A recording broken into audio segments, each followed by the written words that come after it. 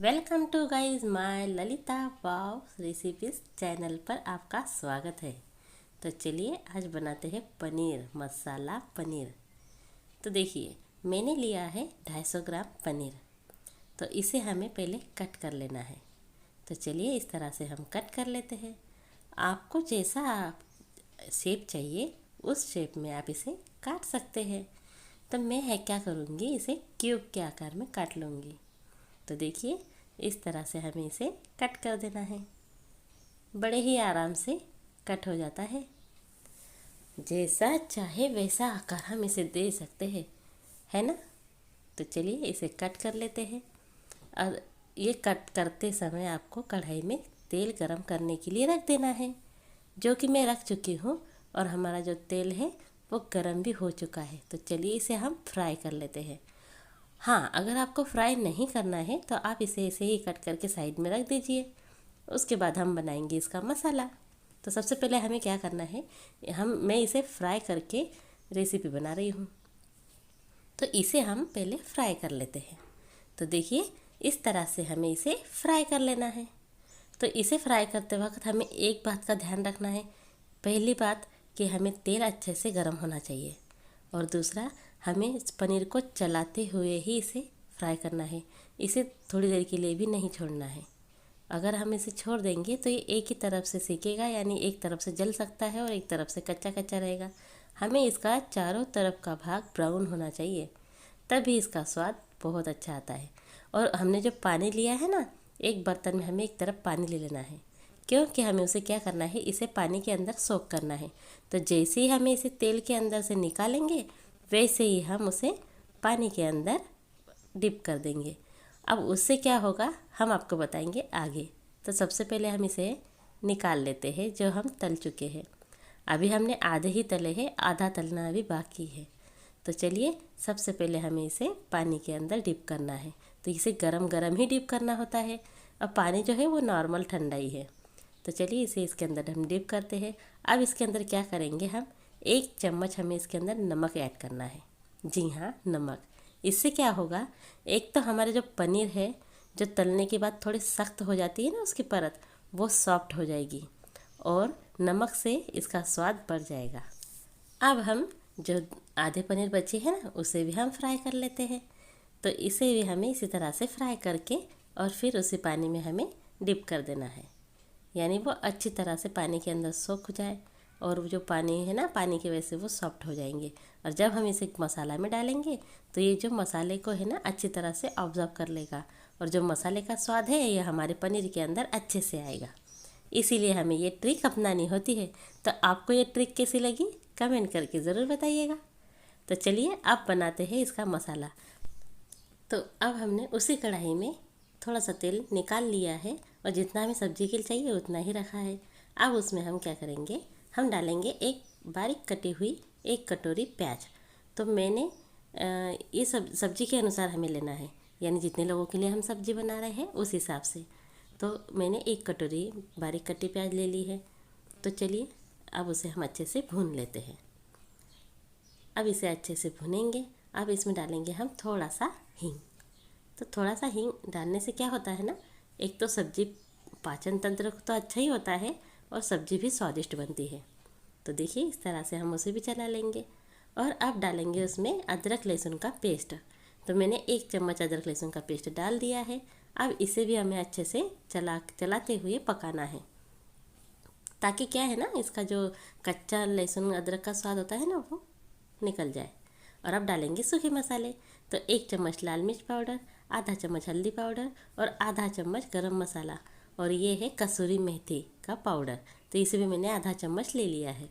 तो चलिए अब इन मसालों को भी अच्छे से भून लेते हैं। अब डालेंगे बारीक कटी हुई टमाटर। तो इसे भी मैंने 1 कटोरी बारीक कटी हुई टमाटर ले ली है। तो इस तरह से आप कम ज़्यादा लोगों के हिसाब से आप मसालों को एडजस्ट कर सकते हैं। तो देखिए अब इसे भी अच्छे से भून लेंगे। अब इसे हमें ढककर थोड़ी देर के लिए पकाना है।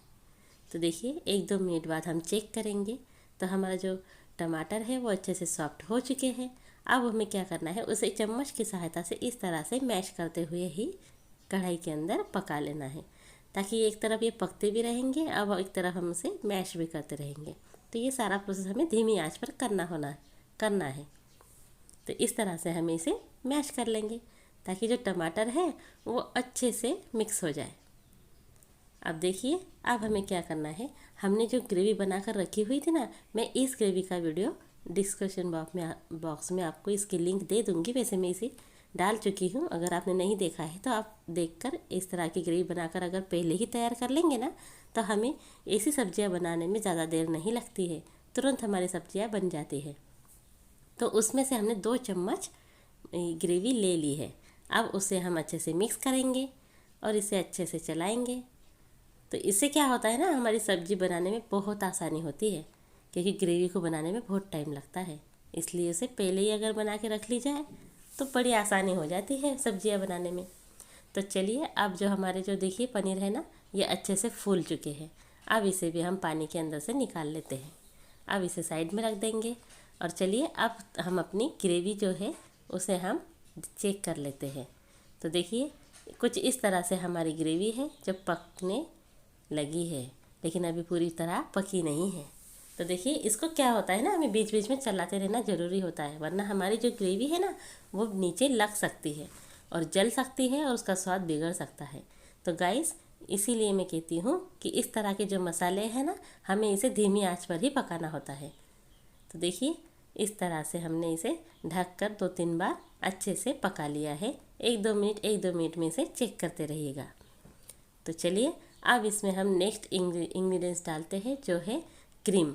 तो ये आप चाहे तो मार्केट की क्रीम यूज़ कर सकते हैं, लेकिन मैंने घर की ही दूध की मलाई ली है, उसे अच्छे से फेंट लिया है। और आप चाहे तो, अगर आपके पास घर की मलाई नहीं है, क्रीम भी नहीं है, तो आप आधा कटोरी दूध का इस्तेमाल कर सकते हैं, स्वाद हमें वही मिलेगा। तो देखिए, इस तरह से आप इसे मिक्स कर देंगे और जैसे हम ये क्रीम या मलाई या दूध डालें तो इसे अच्छे से चला लेना है, ताकि हमारा जो दूध है या हमारी जो क्रीम है वो फटे नहीं और उसका स्वाद भी बरकरार रहे। अब डाल देंगे हम स्वादानुसार नमक। तो देखिए, इस तरह से नमक ऐड करने के बाद अब इसमें डालेंगे हम कटी हुई धनिया। जी हाँ, हरा धनिया। हरे धनिया के बगैर तो स्वाद आता ही नहीं है ना। तो इस तरह से हरा धनिया डालने के बाद अब उसे हम ढक कर 1 मिनट के लिए और पका लेंगे। तो देखिए, जब इस तरह से हमारी ग्रेवी का जो तेल है ऊपर आ जाता है, तब आप समझ लीजिएगा कि हमारी ग्रेवी बिल्कुल बनकर रेडी है। लेकिन फिर भी हमें इसे अब 1 मिनट के लिए और पकाना है। तो देखिए, अब ये पूरी तरह से पक चुकी है। तो ये हमारी जो ग्रेवी है ये बिल्कुल रेडी है। अब हम क्या करेंगे, इसके अंदर हम डालेंगे हमारे फ्राई किए हुए पनीर, जो कि हमने पानी के अंदर सोक कर लिया है, तो वो अच्छे से सॉफ्ट भी हो गए हैं और फूल भी चुके हैं। तो देखिए, अब इसमें हमें इसे मिलाकर अच्छे से चलाना है।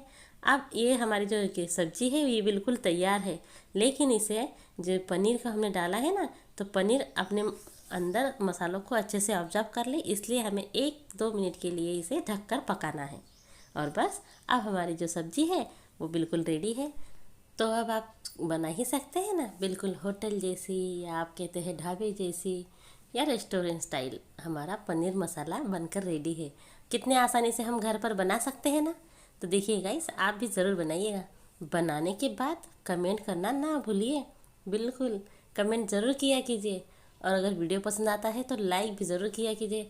हाँ, और जिसे ज़रूरत है उसे भी शेयर किया कीजिए, ताकि वो भी आसानी से घर पर पनीर मसाला या अदर सब्जियाँ कोई भी इस तरह से आसानी से बना सके। क्या है ना गाइस, अब महंगी सब्जियां हमें बाहर जाकर खाने की ज़रूरत नहीं है, हम घर पर ही आसानी से बना सकते हैं। देखिए, एक पनीर को मैं आपको तोड़कर दिखा रही हूँ। तो देखिए, कितना सॉफ्ट हमारा पनीर हो चुका है ना, और अंदर तक इसने मसाले को ऑब्जर्व कर भी लिया है। तो देखिए, एकदम सॉफ्ट पनीर बन के तैयार है। तो देखिए, इसी तरह से आप भी सब्जियां बनाकर खाइए। हाँ, वीडियो पसंद आए तो लाइक करना ना भूलें। चैनल पर नए हैं तो सब्सक्राइब ज़रूर कीजिएगा, घंटी को भी प्रेस कर दीजिए ताकि अगली वीडियो आपको तुरंत मिले। तो चलिए गाइस, मिलते हैं अगली वीडियो में। Bye bye.